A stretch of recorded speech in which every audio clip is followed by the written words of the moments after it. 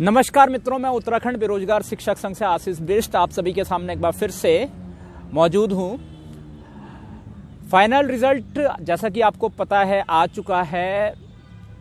9 फरवरी और 10 फरवरी को आयोग ने 2 रिजल्ट जारी किए, जिसमें कि 9 फरवरी को मैथमेटिक्स और एसएसटी के अंदर कुछ खामियां देखने को मिली।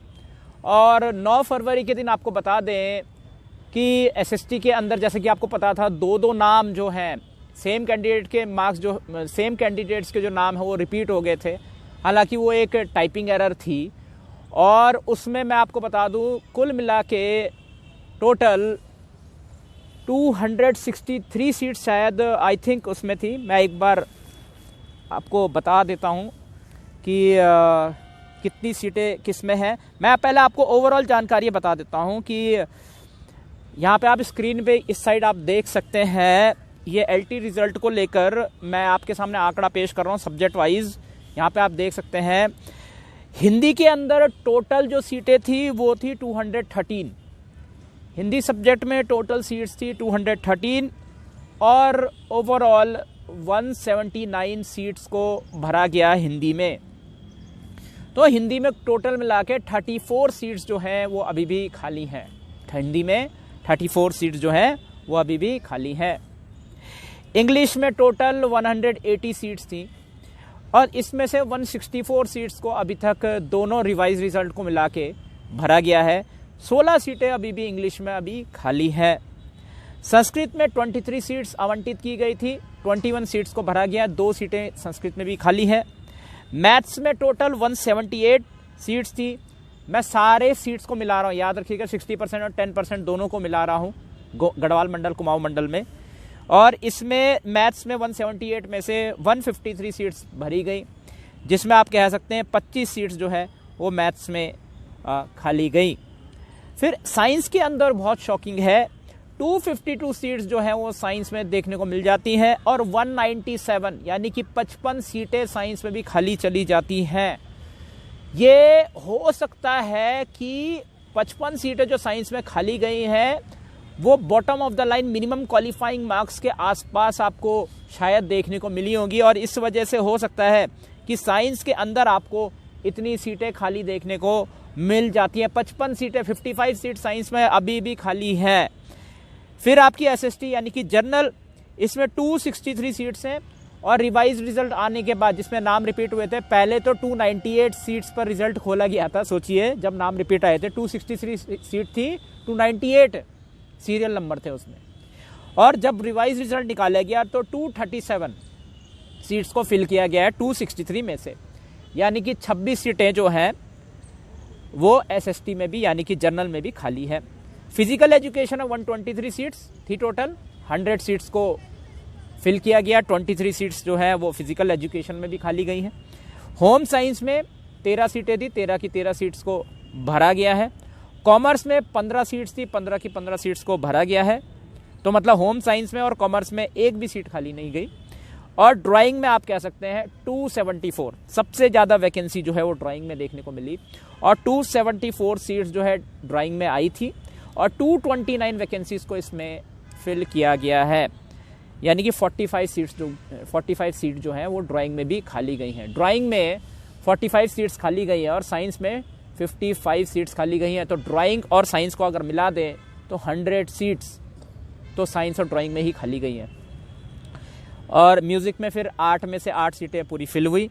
उर्दू में 2 सीटें मिली थी, उसमें से 1 सीट फिल हुई, 1 सीट खाली चली गई। तो टोटल अगर हम करें तो टोटल 1544 यानी 1544 पदों पर एलटी की वैकेंसी निकली थी, जिसमें से 1317 पदों पर वैकेंसी को फिल किया गया अभी तक जितना रिजल्ट आया है उसके आधार पर। और 227 सीटें जो हैं वो अभी भी खाली हैं एलटी में। 227 सीटें अभी भी खाली हैं। अब ये किस कारण से खाली हैं? आरक्षण की वजह से खाली है या एक्चुअली में कैंडिडेट्स अभी हैं, आयोग की कमी रही है? आयोग ने जैसा कि कंफर्म किया है वो एक और रिजल्ट यहाँ पे जारी करेंगे और बचे हुए पदों पर ये जो 227 सीटें हैं इस पर अगला रिजल्ट जारी करेंगे।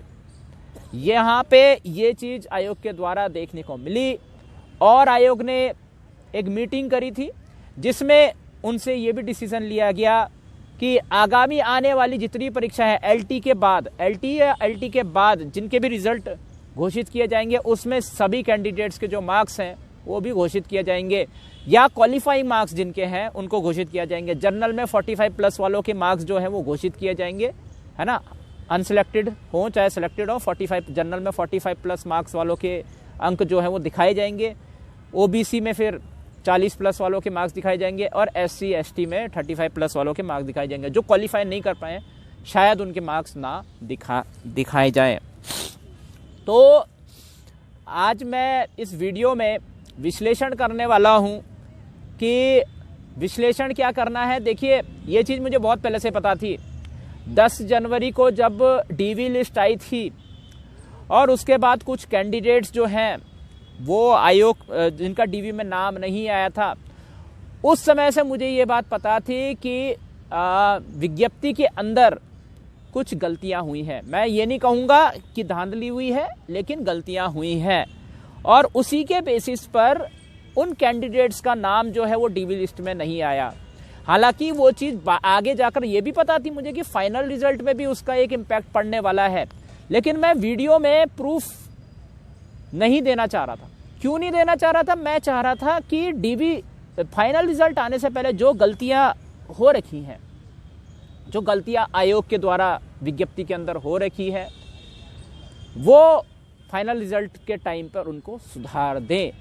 लेकिन फाइनली जब रिजल्ट आया तो उस टाइम आप कह सकते हैं कि उसमें भी कई गड़बड़ी देखने को मिली। मैथ्स और एसएसटी के अंदर तो खैर थी ही, बाद में उसका रिवाइज रिजल्ट उन्होंने जारी किया। अभी भी 227 सीटें खाली हैं। कहीं ना कहीं जब 60 कैंडिडेट्स आए आयोग के बाहर, आई थिंक 10 तारीख को या 11 तारीख को आए होंगे, डेट देख लेना, उस दिन जब वो वहाँ पे कई न्यूज़ चैनल वाले आए और वो आयोग ने देखा होगा, जाहिर सी बात है, बच्चे बोल रहे थे कि 209 सीटें खाली गई हैं, मतलब आंकड़ा उनके पास भले ही सही नहीं था, या 244 सीटें खाली गई थी, हालांकि आंकड़ा था 227 ही सीटें खाली गई हैं। जब वो चीज़ सुनी तो उसके बाद अगले दिन ही आयोग के द्वारा ये फैसला लिया गया और ये बताया गया कि अब एक और रिज़ल्ट जो है वो जारी करेंगे। तो ये शक्ति है उन बच्चों की, जो 60 बच्चे वहाँ पे आए, उन्होंने लॉजिकली अपनी बातों को रखा और वो उन बातों को रखने के बाद आयोग को शायद अगला जो परिणाम है वो भी जारी करने के लिए मजबूर होना पड़ा। अब देखने वाली बात ये होगी कि वो कब तक सारे कैंडिडेट्स के मार्क्स आएंगे और कब तक जो अगला रिज़ल्ट है, वो रिज़ल्ट ही नाम दे रहे हैं उसको, मैं उसको वेटिंग का नाम देता हूँ, नाम आप कुछ भी दे दीजिए, लेकिन उसमें भी चयनित अभ्यर्थियों के नाम जो हैं आने वाले हैं। 227 सीटें जो खाली गई हैं वो कम नहीं होती हैं। अब देखिए मैं आपको कुछ सिली मिस्टेक्स बताऊंगा आयोग की, जो रिजल्ट के अंदर जो है देखने को बहुत सिली मिस्टेक, जो इतनी इजी मिस्टेक है, अगर आप भी देखेंगे तो आप भी आइडेंटिफाई करने का, अरे ये तो बहुत छोटी सी, वो तो बहुत सिली मिस्टेक है, ये तो आराम से आइडेंटिफाई हो रही है। मेरे पास डॉक्यूमेंट्स हैं, मैं आपको स्क्रीन पे यहाँ दिखा दूंगा। तो पहले मैं उस सिली मिस्टेक्स को दिखा देता हूँ। जो रिवाइज रिजल्ट आया 10 फरवरी को मैथ्स और एसएसटी का, उसके बेसिस पर आप मैथ्स के रिजल्ट पर, ये जो मैथ्स और एसएसटी का रिजल्ट आया रिवाइज रिजल्ट 10 फरवरी को, इसमें सीरियल नंबर 131 को देखिए। सीरियल नंबर 131 संजय कुमार, ये मेल एससी है और सामान्य शाखा 60% गढ़वाल में इनका एससी वुमेन में सिलेक्शन हुआ है। ये प्रिंटिंग एरर बोला आयोग ने, इसमें ये बोला ये प्रिंटिंग एरर हुई है, हमसे प्रिंटिंग एरर हुई है, ये एक्चुअली में इनका एससी वुमेन में सिलेक्शन हुआ है, क्या ही बोल सकते हैं। अब ये प्रिंटिंग एरर हुई है तो इसको ठीक कीजिए अगले रिजल्ट में, या फिर इसको ठीक करके आप क्लेरिफिकेशन दीजिए कि भाई मेल का सिलेक्शन, एससी मेल का सिलेक्शन एससी वुमेन में कैसे हुआ, या फिर अगर प्रिंटिंग मिस्टेक हुई है तो तो इसको ठीक कीजिए अगले आने वाले जो रिवाइज रिजल्ट है उसमें, या रिवाइज रिजल्ट नहीं बोल सकते हैं, जो आने वाली जो 227 वैकेंसीज का रिजल्ट आप खोलने वाले हैं उसमें इसको ठीक कीजिए। ओके, तो मेरे को लगता है इसको ठीक करने की ज़रूरत है। ये ऐसी सिली सी मिस्टेक है जो आप भी पकड़ लेंगे। 10 फरवरी का जो रिज़ल्ट आया है, 14 पन्ने का रिज़ल्ट था, उसमें मैथ्स और एसएसटी का जो रिज़ल्ट आया, मैथ्स और जनरल का जो रिज़ल्ट आया, उसमें सीरियल नंबर 131 संजय कुमार, उसको चेक कर लीजिएगा। यहाँ पे मैं दिखा दूंगा आपको, वो भी देख लेना। संजय कुमार SC वुमेन में सेलेक्ट हुआ। ये बहुत सिली सी मिस्टेक है, वो आप देख चुके हैं। उम्मीद करते हैं ये प्रिंटिंग एरर ही हो, ये रियल एरर ना हो, क्योंकि रियल एरर होगी तो बहुत बड़ा एक नुकसान जो है नीचे वाले कैंडिडेट को होने वाला है इसमें। फिर मैं आपका ध्यान जो है फिजिकल एजुकेशन पर ले जाना चाहूँगा। 9 फरवरी को जो रिजल्ट आया है, ये रहा फिजिकल एजुकेशन। 1 मिनट। तो इसमें भी एक, अब इसको मिस्टेक कहें ना कहें वो आप डिसाइड कीजिए, बट फिजिकल यहाँ पे आप फिजिकल लिखा हुआ है, इसमें आप देख सकते हैं कि सीरियल नंबर 17 के बाद 19 दिया है। सीरियल नंबर 17 के बाद सीधा 19 दिया है, और गणेश सिंह कपकोटी 17 नंबर सीरियल में है, और सुमंत चतुर्वेदी माफ कीजिएगा, सुमंत चतुर्वेदी ये सीरियल नंबर 19 में। इसमें सीरियल नंबर 18 को मिस किया है आयोग ने। अब यहाँ पे 59.25 नंबर है गणेश सिंह कपकोटी के, और इनका रैंक है 17, और सुमंत चतुर्वेदी इनके 59 नंबर है, इनका रैंक है 19। तो रैंक 17 और रैंक 19 यहाँ पे देखने को मिल जाता है। दोनों का सामान्य शाखा में हुआ, एक का कुमाऊं में, एक का गढ़वाल में, ओपन में इनका हो रखा है। सीरियल नंबर 18 में क्या कैंडिडेट का नाम मिसिंग क्यों है, क्या उनके डॉक्यूमेंट गलत हैं, और अगर उनके डॉक्यूमेंट गलत हैं तो सीरियल नंबर 17 के बाद तो सीरियल नंबर 18 में आना चाहिए था सुमंत चतुर्वेदी का नाम। अगर मतलब पहली बात तो सीरियल नंबर 18 में जिनका नाम है उनके साथ ऐसा क्या हो रखा है, इसका एक्सप्लेनेशन आयोग को मेरे ख्याल से देना चाहिए। हो सकता है आयोग ये कहे कि इनका डॉक्यूमेंट कुछ गलत था, या डीवी इनका ठीक से, डीवी में इनकी चीज़ें ठीक नहीं थी, तो इसलिए इनको बाहर कर दिया गया। शायद अगर इनको बाहर कर दिया गया तो 17 के बाद 18वां सीरियल नंबर तो फिर सुमंत चतुर्वेदी का होना चाहिए था।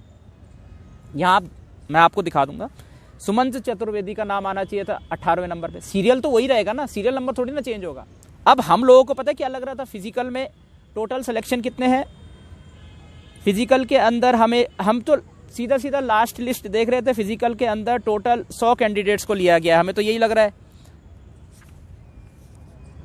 फिजिकल के अंदर टोटल कितने कैंडिडेट्स लिए हैं, यहाँ पे देखिए सीरियल नंबर 100 तक है।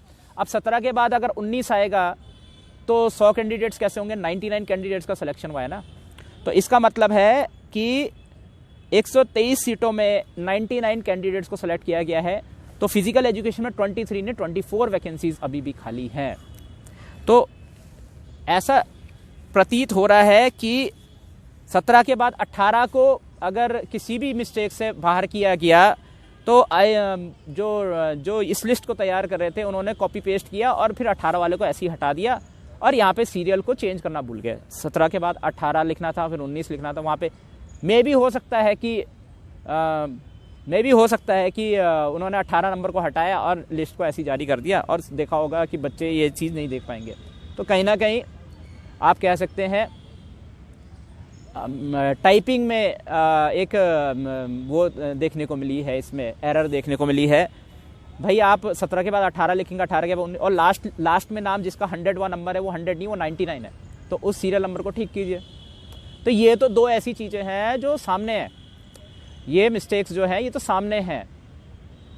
आपने वहाँ से कॉपी किया, चीज़ों को पेस्ट किया, 18 नंबर सीरियल नंबर को हटाया, फिर आपको नीचे से फिर 17 के बाद 18, 19, 20 उस तरीके से सीरियल टाइप करने चाहिए थे।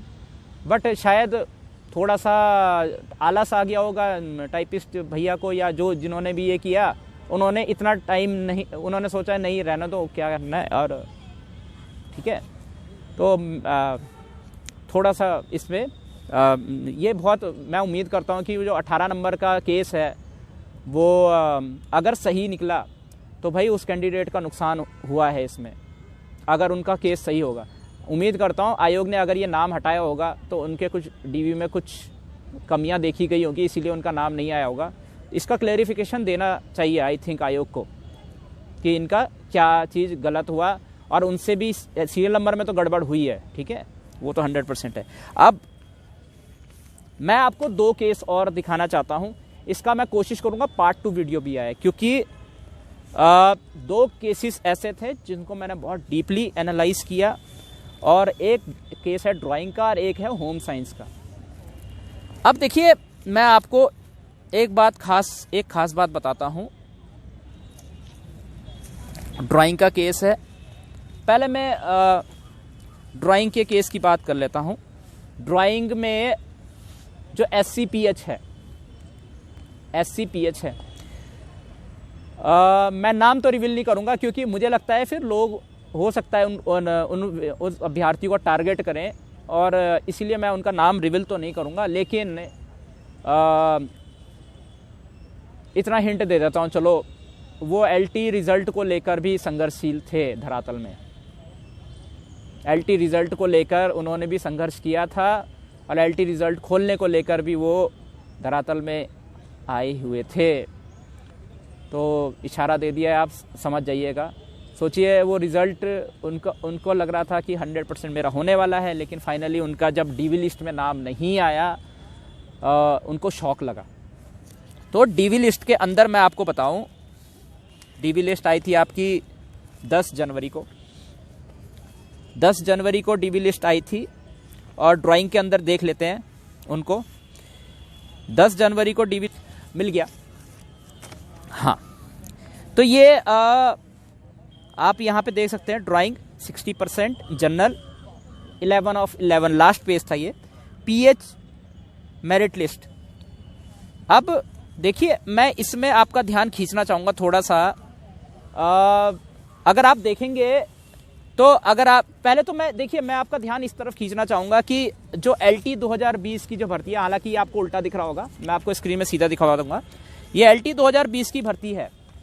अब LT 2020 की भर्ती में अगर आप क्लियर देखेंगे तो मैं यहाँ पे एग्जांपल के लिए हिंदी सब्जेक्ट ले लेता हूँ। अब हिंदी सब्जेक्ट के अंदर LT 2020 की भर्ती में क्लियर आप देख सकते हैं SC, ST, OBC, EWS, सामान्य यानी कि अनरिजर्व्ड, और उसके बाद आए दिव्यांग। और इसमें अगर आप देखेंगे क्षैतिज आरक्षण में यहाँ पे वुमेन है, एक्स सर्विसमैन है, DFF है, ऑर्फन है एंड अदर्स है। तो यहाँ पे आप अगर देखें तो SC के अंदर आप 2020 की भर्ती में अगर यहाँ पे देखेंगे तो SC के अंदर वुमेन में कितनी सीट है, आप बोलोगे 6 है हिंदी में। SC के अंदर DFF में कितनी सीट है, आप बताओगे 1 है।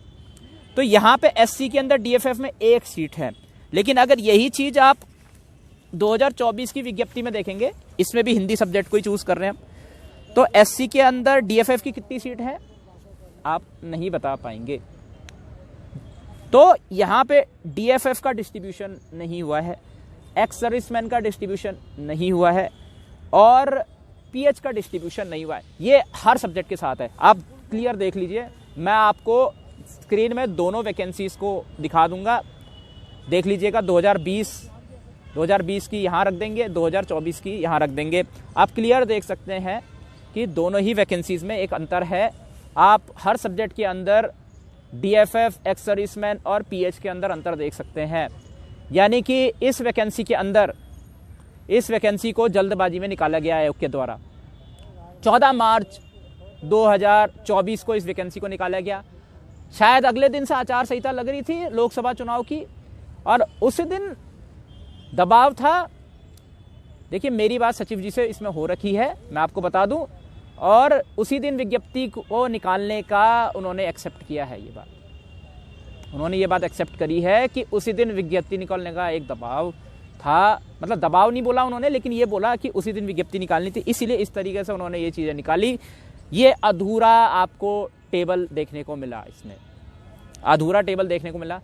और एक तोहफा जो है आप कह सकते हैं कि विज्ञप्ति आने का लोकसभा चुनाव से पहले जो है देना था, उसके दबाव के चक्कर में ये मिस्टेक बोलो, चाहे अधूरा टेबल बोलो, चाहे जो बोलो, ये इसकी वजह से आप कह सकते हैं जो कैंडिडेट्स थे उस दिन 60 बच्चे जो बाहर आए थे, 60 बच्चे, बाद में 35 थे लेकिन पहले 60 आए हुए थे। हो सकता है कि 90% चीज़ें जो है इसी DFF एक्सर्विसमैन और PH की वजह से कन्फ्यूजन में हो, क्योंकि अधिकतर बच्चे जो हैं क्योंकि आयोग ने जब रिजल्ट निकाला तो आयोग ने भी ये कंफर्म किया है कि उन्होंने DFF को SC के अंदर, ST के अंदर, जनरल के अंदर, EWS के अंदर और मतलब बाकी चीज़ों में डिस्ट्रीब्यूट किया है। रिजल्ट जो है वो शिक्षा विभाग ने जो लिस्ट भेजी है उसके अनुसार दिया गया है। शिक्षा विभाग ने जो लिस्ट भेजी है, ये विज्ञप्ति में जो लिस्ट है वो अलग है और जो शिक्षा विभाग ने लिस्ट भेजी है वो अलग है। एग्जाम्पल के लिए मैं आपको थोड़ा सा बताता हूँ। एक लड़का था जिसने मुझे फ़ोन किया था, उसका 20वां रैंक था जनरल में। अब उसने मुझे एक्सप्लेन किया, विज्ञान के अंदर था वो, अब आई थिंक जनरल में नहीं, वो SC में था।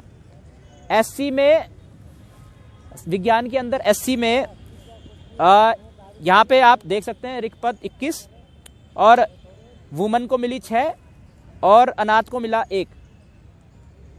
ठीक है, अनाथ को मिला 1, वुमन को मिला 6। तो अगर 21 में से 6 वुमन को मिली और 1 ऑर्फन को मिला तो 7 सीटें माइनस कर देंगे, तो 21 में से 7 माइनस किया तो 14 सीटें। अब वो 14 सीटें जो हैं वो DFF एक्सर्विसमैन और दिव्यांग में भी डिस्ट्रीब्यूट हुई हैं, जो विज्ञप्ति में नहीं है, वो डिस्ट्रीब्यूट हुई हैं।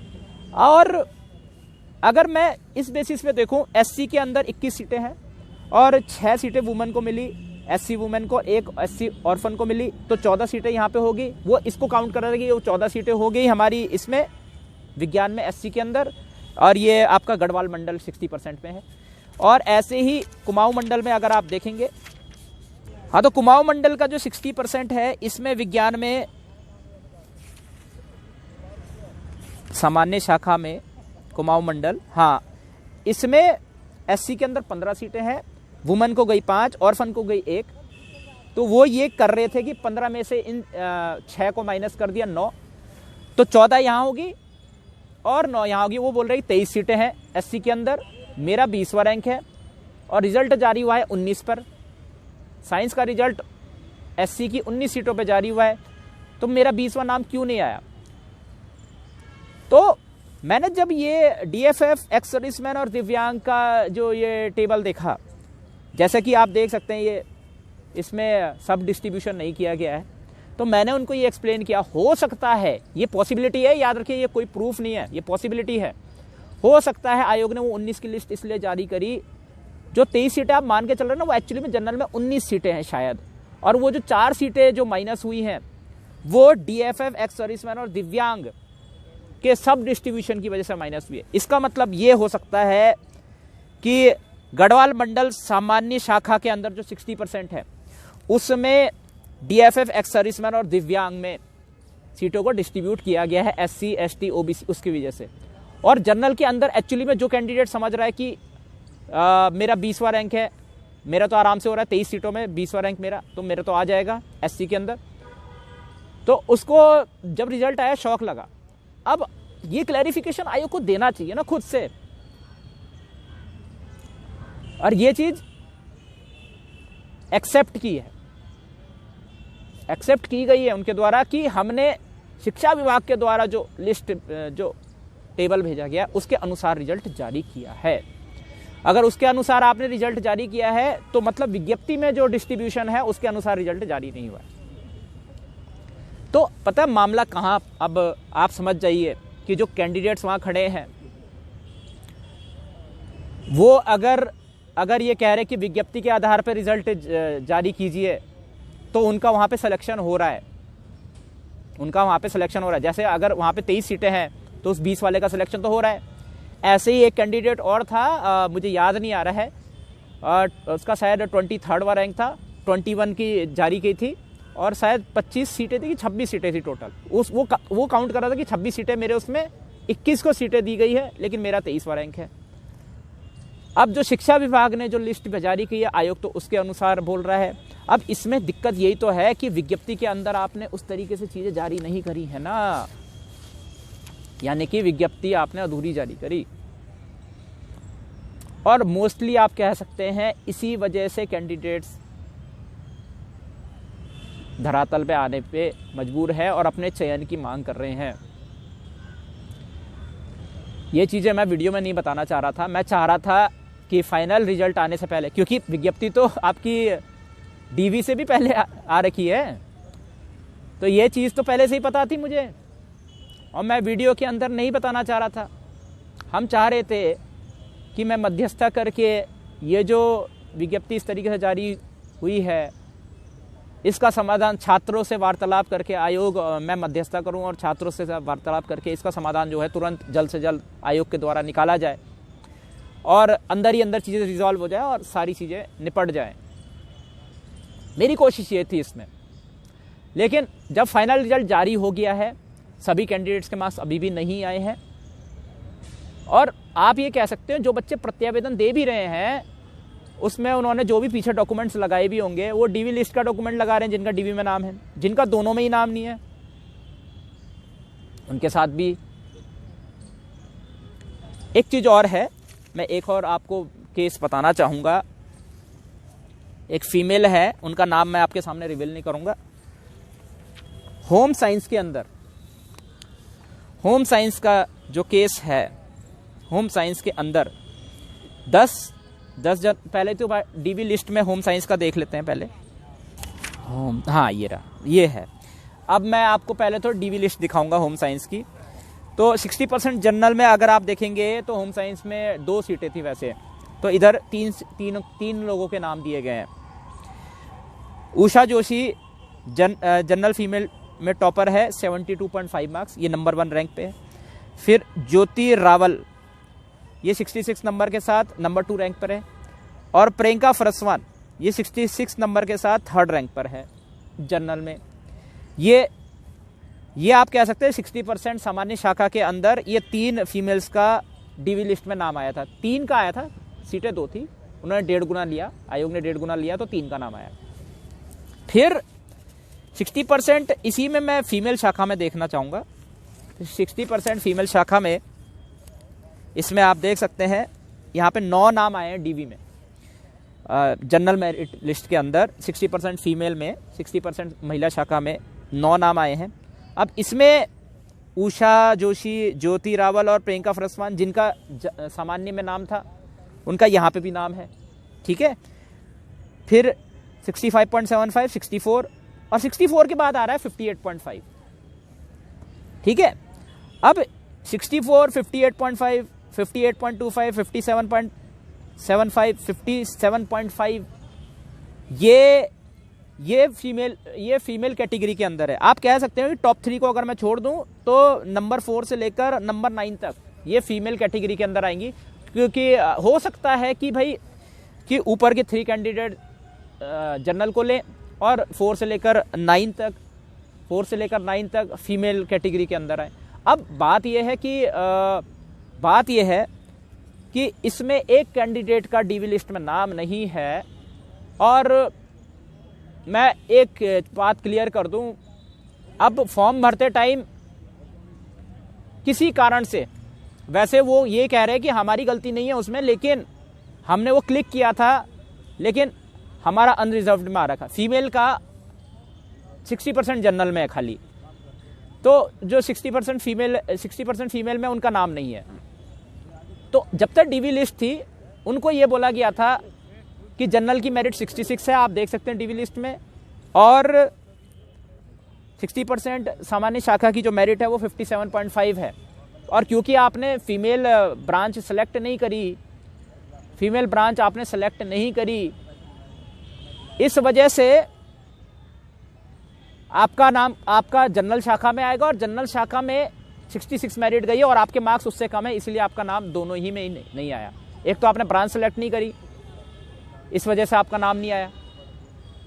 वुमेन ब्रांच आपने सेलेक्ट नहीं करी, 60% वुमेन ब्रांच सेलेक्ट नहीं करी, इसकी वजह से आपका नाम नहीं आया। वहाँ पे आपका नाम आना चाहिए था क्योंकि 57 से तो ज़्यादा नंबर है आपके, लेकिन 66 से क्या है, कम नंबर है आपके। अगर जनरल ब्रांच में देखें, 60% जनरल ब्रांच में देखें, 66 मेरिट गई, आपके उससे कम मार्क्स हैं। लेकिन अब क्या है, अब असली खेल यहाँ पे आता है होम साइंस में। ये रहा होम साइंस का रिजल्ट। अब आप अगर इसमें क्लियर देखेंगे तो जो उषा जोशी है वो सामान्य शाखा 60% कुमाऊं में ओपन में सिलेक्ट हुई है, ये नंबर 1 पे है। इसके बाद number 2, number 3, number 4, number 5, rank 2 से लेकर रैंक 5 ये महिला शाखा में सिलेक्ट हुई है, महिला शाखा में सिलेक्ट हुई है। और उसके बाद यहां पे आपको बता दें कि रैंक 5 के बाद रैंक 7 आ रहा है। रैंक 6 कहां है? रैंक 6 में वो कैंडिडेट थी, रैंक 6 में वो वाली कैंडिडेट थी, ना उनका डीवी में नाम लिया और ना ही उनका डीवी में नाम आया, ना ही उनका फाइनल रिजल्ट में नाम आया। लेकिन इधर आयोग ने रिजल्ट में गड़बड़ है, उनका डीवी में नाम नहीं आना था, वो तो कंफर्म हो गया, आयोग ने वो क्लेरिफिकेशन दिया था और सही भी था। लेकिन यहाँ पे गड़बड़ है। यहाँ पे क्यों गड़बड़ है देखिए, मैं आपको यहाँ पे क्लियर कर दूं। रैंक 5 के बाद रैंक 7 आया, रैंक 6 कहाँ है? और आप बोलोगे रैंक 6 तो सामान्य शाखा में था, महिला शाखा में तो नहीं था, सामान्य शाखा में था। तो सामान्य शाखा में 2 सीटें थी, मैंने आपको क्लियर किया।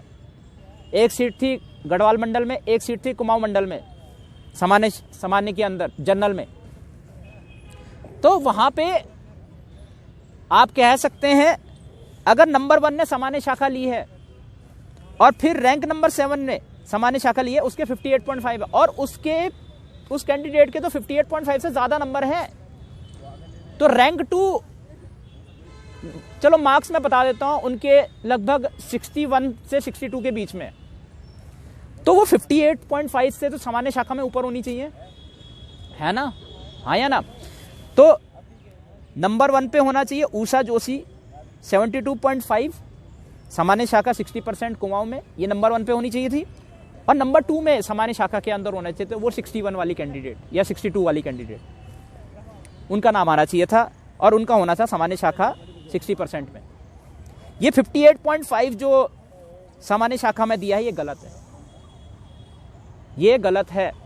अगर आप रैंक 2 को महिला शाखा, रैंक 3 को महिला शाखा, रैंक 4 को महिला शाखा और रैंक 5 को महिला शाखा दे रहे हैं, तो रैंक 6 को सामान्य शाखा देना जरूरी है। हाँ, अगर ये होता कि रैंक 1 को आपने सामान्य शाखा दी, मतलब उषा जोशी को आपने सामान्य शाखा दी और ज्योति रावल को अगर सामान्य शाखा दी होती आपने, तो उसके बाद उस कैंडिडेट का सिलेक्शन नहीं बन रहा था। लेकिन उषा जोशी को सामान्य शाखा देने के बाद दूसरी जो सीट है, रैंक 2 से रैंक 5 ने तो वुमेन ब्रांच सेलेक्ट कर ली, रैंक 2 से रैंक 5 ने तो वुमेन ब्रांच सेलेक्ट कर ली, तो वो तो उसमें आ गई। तो रैंक 6 को सामान्य शाखा में होना चाहिए, क्योंकि सामान्य शाखा में 2 सीटें थी, तो नंबर 1 को मिल गई और रैंक नंबर 1 को मिल गई, रैंक नंबर 6 को मिलनी चाहिए ना, रैंक नंबर 7 को कैसे मिल गई? तो जाहिर सी बात है यहाँ पे रैंक 6 का सामान्य शाखा में चयन होना चाहिए था। रैंक 7 का यहाँ पे सामान्य शाखा में चयन कतई नहीं बनता है, बिल्कुल नहीं बनता है। यहाँ पे आयोग ने रिजल्ट में गड़बड़ करी है, होम साइंस में, इसको ठीक करना पड़ेगा आयोग को। तो सारा विश्लेषण जितना मैंने एनालाइज किया वो सारा आपको बता दिया इस वीडियो के माध्यम से।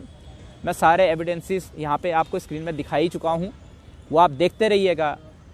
और जो ये आपने विज्ञप्ति में जो गड़बड़ी हुई है उसकी वजह से 60 कैंडिडेट जो धरातल में हैं, लगभग 90% लोगों की वही प्रॉब्लम है। और उसके अलावा भी मैं अपने टेलीग्राम ग्रुप का लिंक जो है वो, आप जितने भी लोग कमेंट करेंगे, आप मेरे से टेलीग्राम ग्रुप में जुड़िए। आपको मेरा फ़ोन नंबर चाहिए होगा तो फ़ोन नंबर तो देखो मैं पब्लिक नहीं कर सकता, लेकिन हाँ, आप टेलीग्राम ग्रुप में अगर मेरे को मैसेज करेंगे तो वहाँ पे मैं इंडिविजुअली अपना फ़ोन नंबर आपको शेयर कर दूंगा, क्योंकि पब्लिकली यहाँ पे नंबर देना मुश्किल होगा, परेशान भी कर सकते हैं ना लोग इसमें। इसीलिए जो टेलीग्राम में मुझे मैसेज करेगा उसी को फ़ोन नंबर मिलेगा और उसमें आप मुझे फ़ोन कीजिए। और ऐसे जितने भी डाउट आ रहे हैं, 2-3 केस तो मैंने आपको सामने से ही बता दिए हैं, है ना, क्योंकि मैं खुद डीपली जुड़ा हुआ था इन सब चीज़ों से काफ़ी टाइम से। और कई हेटर्स कह रहे थे, मैं जानबूझ के बहुत सारी जानकारी आपको उस समय नहीं दे रहा था, क्योंकि मुझे लगता था कि अंदर ही अंदर पता होगा और अंदर ही अंदर चीज़ें जो है वो मिस्टेक्स सही हो जाएंगी, और मैं उम्मीद कर रहा था। लेकिन फाइनल रिजल्ट आने के बाद अब सारी चीज़ें खोलना ज़रूरी है, वो भी विद एविडेंस, और मैंने खोली भी है। यहाँ पे एविडेंस दिखाएं आपको। अब एविडेंस सामने है तो फिर कोई घेराव तो अब होगा नहीं मेरा, है ना। जो बच्चे ये बोल रहे थे, रिजल्ट रोकने का प्रयास नहीं था, हाई कोर्ट में जाने से रोकने का प्रयास था। और अब फाइनल रिजल्ट आ चुका है। कुछ कैंडिडेट्स जो हैं वो हताश हो चुके हैं, जिनका नाम आना चाहिए था वो नहीं आ रहा है। पता नहीं वो क्या कर रहे होंगे, वो भी नहीं पता। और मुझे लगता है जो गलतियां हुई हैं उस पर सुधार होना चाहिए। और जितने भी कैंडिडेट्स कमेंट सेक्शन में बोले आयोग रिजल्ट में सुधार करे, ये जरूर लिखिएगा। टेलीग्राम ग्रुप का लिंक मैं हर एक कमेंट सेक्शन में डाल दूंगा, वहाँ पे उस ग्रुप से जुड़िए। हमारे टेलीग्राम ग्रुप से जुड़िए, फिर वहाँ से ओनर को इंडिविजुअली मैसेज कीजिए, वहाँ पे फ़ोन नंबर मिल जाएगा आपको। फ़ोन भी कर सकते हैं उसमें, व्हाट्सएप पे भी मैसेज करिए उसमें। अगर मैं फ़ोन ना उठा पाऊँ तो व्हाट्सएप पे मैसेज कीजिएगा, उसी नंबर पे व्हाट्सएप पे कीजिएगा। और कोशिश कीजिए 1-2 बार फ़ोन कीजिए, ओके। तो इस वीडियो में इतना ही, इसको यहीं समाप्त करते हैं। मैं उत्तराखंड बेरोजगार शिक्षक संघ से आशीष भाई आप सभी से अनुमति लेता हूँ। जय भारत, जय उत्तराखंड।